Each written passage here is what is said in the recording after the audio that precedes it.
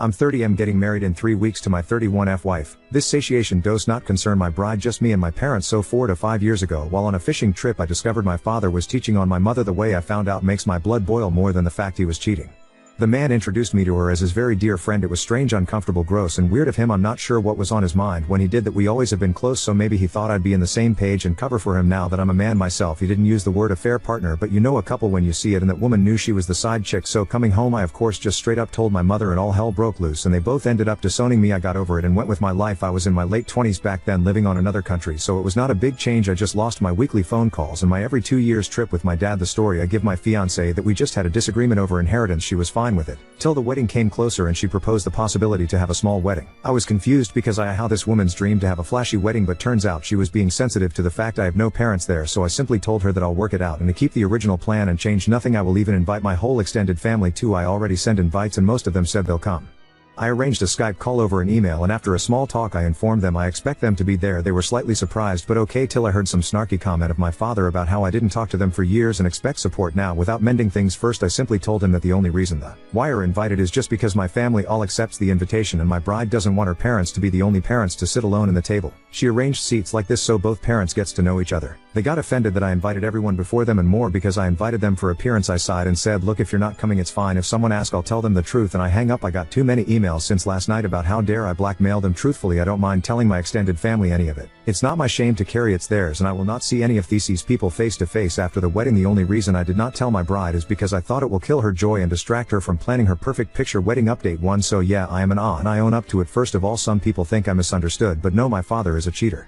I got a confession and everything, and I wrote about the night we blew up on each other down on the comments for clearer view. Now for the update. I took too much time in the car preparing what to say while reading the comments. It was really scary reading bunch of comments saying I blew up my marriage for nothing and how I'm now unworthy of her trust, and I wasn't ready still, but I had to throw my phone away because it was unhealthy the way I griped into it. I found her in the coach going over the binder, which gave me a weird feeling. Like I'm letting her down somehow. I'm not sure why I care for the stupid binder this much. I told her we had to talk. I used kind words, but I'm sure my tone gave it away. She looked serious and shoved the binder away. We sat in the coach silence before she, in a nervous rush I suppose, rushed me to talk. She looked almost annoyed, and with high emotions I blurted out that my father is a whore. This is the stupidest shit I ever said in my entire life. I never even knew I had it in my brain. I never recall thinking it either. It's strange, but after a pause she burst out laughing with this mixture of crying but her face was red as she asked me what? Over and over again, and I was just really stunned by what came out of my mouth. After a while she just tied her hair up and walked around the coach and sat back down to ask me what was I saying. So I started to talk, using one Reddit commenter suggesting I told her that I am sorry but I lied about my parents. I told her that I was ashamed that they disowned me, but I never really tried to get them back. I spoke a lot and her face kept changing throughout the conversation, but she never cut me off. I kept apologizing. I think I tear up, or that was SWAT. I'm not sure. I really believe I closed that wound. I really thought I never cared for those people ever. I believe I moved on, but the things that came out of my mouth was horrifying to me. I seriously don't think about my parents that much, and I thought that what meant to move on from something. Turns out I may just be covering my dirty face. She got emotional herself at one point and we sat in silence. She asked if it was hard for me to talk about it with her.